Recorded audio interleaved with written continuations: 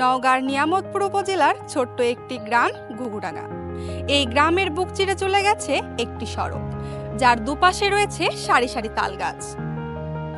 এই সড়ক আর এই গাছগুলো শুধু প্রাকৃতিক দৃশ্যই নয়, এটি ইতিহাস, ঐতিহ্য ও ভালোবাসার স্মারক। সড়কটিতে রোপণ করা হয় প্রায় ৭০০টি তালবীজ।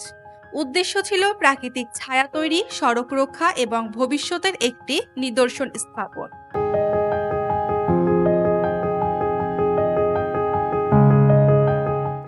সময় বদলেছে, অনেক গাছ ঝরে গেছে, তবে এখনো দাঁড়িয়ে আছে প্রায় ৬০০টি তাল গাছ, শক্ত আর স্থির।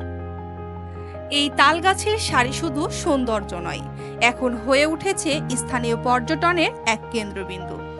ঈদ, পূজা কিংবা ছুটির দিনে শত শত দর্শনার্থী ভিড় করে এ সড়কে। কেউ আসে প্রকৃতি দেখতে, কেউ ছবি তুলতে, কেউ বা শুধু শান্তি খুঁজতে।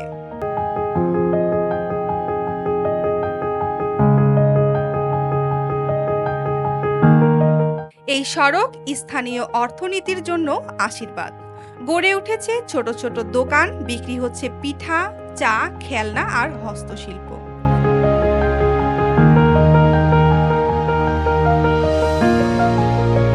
একদিকে প্রকৃতি, অন্যদিকে মানুষের প্রয়াস। এই সড়ক এখন একটি জীবন্ত মিলন মেলা।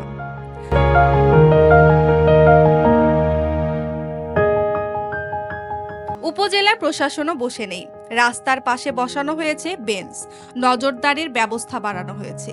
ভবিষ্যতে এখানে তৈরি হতে পারে একটি ক্ষুদ্র বিনোদন কেন্দ্র।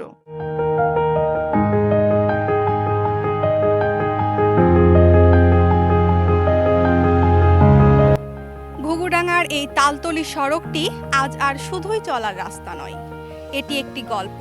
একটি গ্রাম কিভাবে নিজেদের উদ্যোগে গড়ে তুলল এক বিস্ময়, তা যেন লেখা আছে প্রতিটি গাছের পাতায়।